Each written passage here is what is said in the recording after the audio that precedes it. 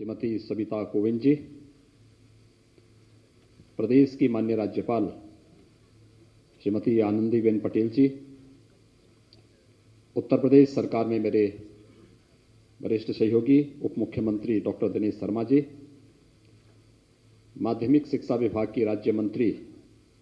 श्रीमती गुलाब देवी जी, प्रदेश के मुख्य सचिव श्री आर के तिवारी जी, अपर मुख्य सचिव माध्यमिक शिक्षा श्रीमती आराधना शुक्ला जी, इस सैनिक स्कूल के पुरातन छात्र लेफ्टिनेंट जनरल राज शुक्ला जी, सैनिक स्कूल के प्रधानाचार्य कर्नल राजेश राघव जी, सैनिक स्कूल के सभी पुरातन छात्रगण, इस सैनिक स्कूल के संस्थापक डॉक्टर संपूर्णानंद जी के परिवार के सभी सदस्यगण, कैप्टन मनोज पांडे के परिवार के सभी सदस्यगण, कैप्टन मनोज कुमार पांडे उत्तर प्रदेश सैनिक स्कूल परिवार से जुड़े हुए सभी सदस्यगण और प्यारे बच्चों, मैं आप सबकी ओर से आज के समारोह में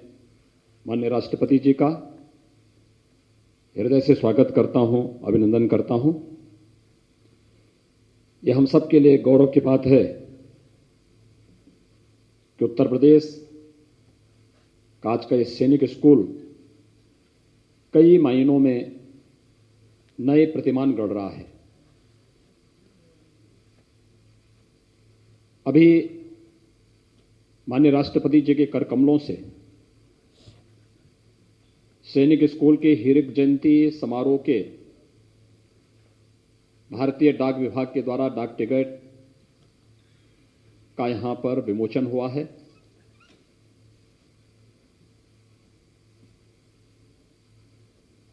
इस विद्यालय के संस्थापक प्रदेश के पूर्व मुख्यमंत्री डॉक्टर संपूर्णानंद जी, जिन्होंने एक परिकल्पना की थी कि देश के अंदर सैनिक स्कूल होने चाहिए। याद करिए, एक कालखंड तब था 1960 का था। 1962 में देश पर हमला हुआ था। दूरदर्शिता यही थी कि देश आने वाले समय में किस प्रकार के सैन्य अफसर्स उपलब्ध कराएगा, और उसके लिए पहले से देश का एक राजनेता उस दूरदर्शिता के साथ कार्य कर रहा है। उनके प्रति श्रद्धा व्यक्त करने के लिए, सम्मान व्यक्त करने के लिए हीरक जयंती समारोह में हमारे सामने एक व्यवस्था थी। रामायण में एक बात आती है, जब हनुमान जी लंका पर चढ़ाई करने के लिए जाते हैं तो बीच में मैनाक पर्वत पड़ता है। उनसे कहते हैं हनुमान जी के लिए कि आप कुछ देर विराम कर लीजिए। उन लोगों में जब आपसी संवाद होता है तो उस समय सनातन धर्म की एक परिभाषा सामने आती है कि आखिर क्या है सनातन धर्म। तो उस समय एक बात आती है कि कृतेच प्रति कर्तव्यम ऐसा धर्म सनातन, यानी किसी ने अगर आपके प्रति कुछ भी योगदान किया है तो उसके प्रति कृतज्ञता ज्ञापित करना, यही हमारा धर्म है। और उस धर्म का निर्वहन करने के लिए हमारी सरकार ने निर्णय लिया कि उन नींव के पत्थरों को समाज के सामने प्रस्तुत करना, जिन्होंने देश को एक परिकल्पना दी कि सैनिक स्कूल देश की आवश्यकता है, हमारी रक्षा सेनाओं के लिए ही नहीं, हमारे आंतरिक सुरक्षा के लिए, हमारी पैरामिलिट्री, हमारी पुलिस बल और जीवन के प्रत्येक क्षेत्र में, वह प्रशासन का क्षेत्र हो, स्वास्थ्य का क्षेत्र हो, उद्यमिता का क्षेत्र हो, प्रबंधन का क्षेत्र हो, उस हर क्षेत्र में हम अच्छे, दक्ष और अनुशासित नागरिकों को, देश को दे सकें, इस दृष्टि से सैनिक स्कूल की परिकल्पना डॉक्टर संपूर्णानंद जी ने 1960 में उत्तर प्रदेश में इस सैनिक स्कूल के माध्यम से साकार की थी और आज देश के अंदर सैनिक स्कूलों की एक लंबी श्रृंखला खड़ी हुई है। यह हमारा सौभाग्य है कि उत्तर प्रदेश ने इस वर्ष अपना 5वें सैनिक स्कूल का शिलान्यास भी गोरखपुर में किया है।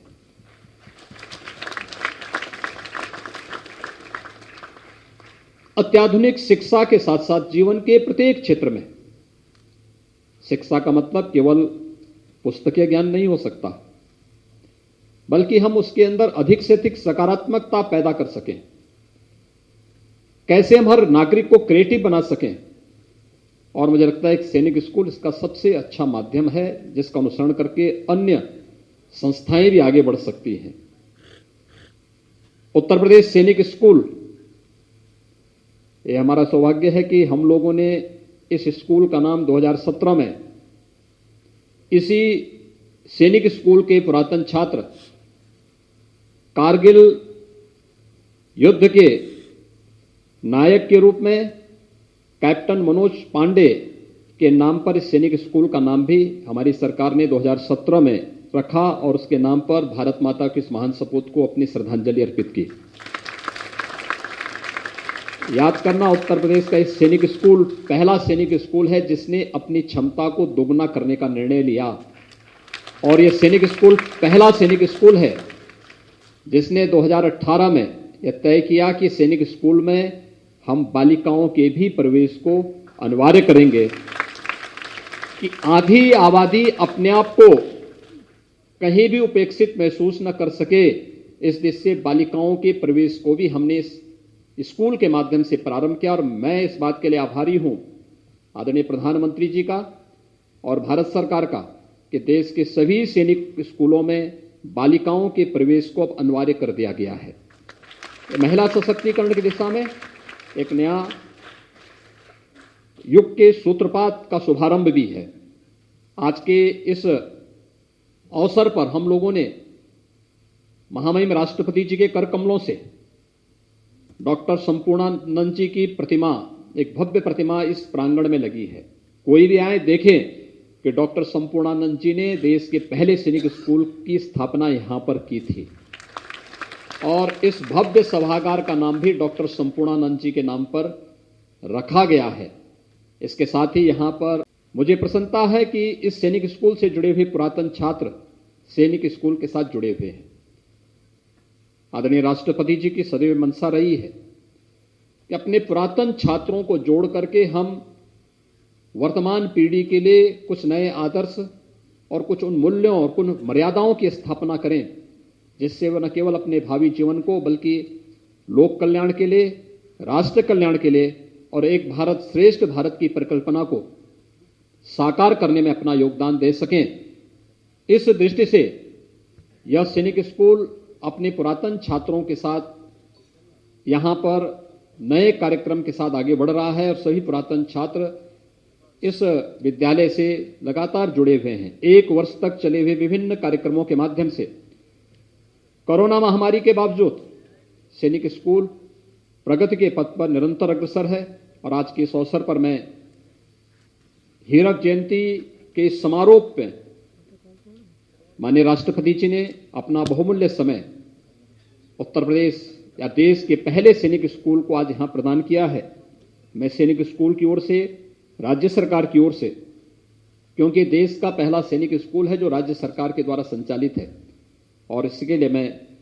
यद्यपि प्रिंसिपल की तैनाती यहां पर हम रक्षा सेनाओं से ही लेते हैं और हर 3 साल के बाद हम प्रिंसिपल की तैनाती यहां पर नए सिरे से करते हैं और मुझे प्रसन्नता है कि आज यहां पर नए प्रिंसिपल के रूप में श्री राजेश राघव, कर्नल राजेश राघव यहां पर अपने उत्तरदायित्वों का निर्वहन कर रहे हैं और आज इसको आशीर्वाद, इस संस्थान को आशीर्वाद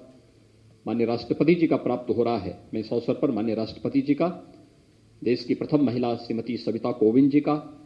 प्रदेश की हमारी माननीय राज्यपाल श्रीमती आनंदीबेन पटेल जी का हृदय से स्वागत करता हूं, अभिनंदन करता हूं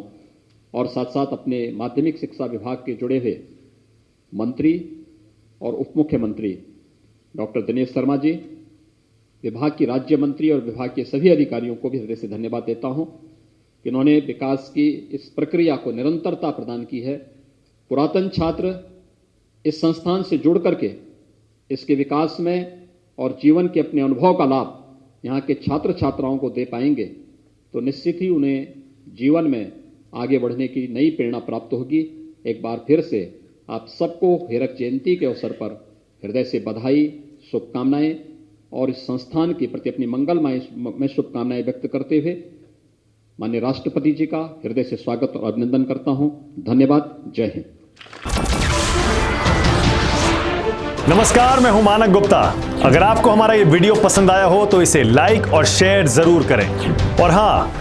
हमें सब्सक्राइब और फॉलो करना ना भूलें ताकि आप देश और दुनिया की कोई खबर मिस ना करें। तो जुड़े रहिए हमारे साथ और देखते रहिए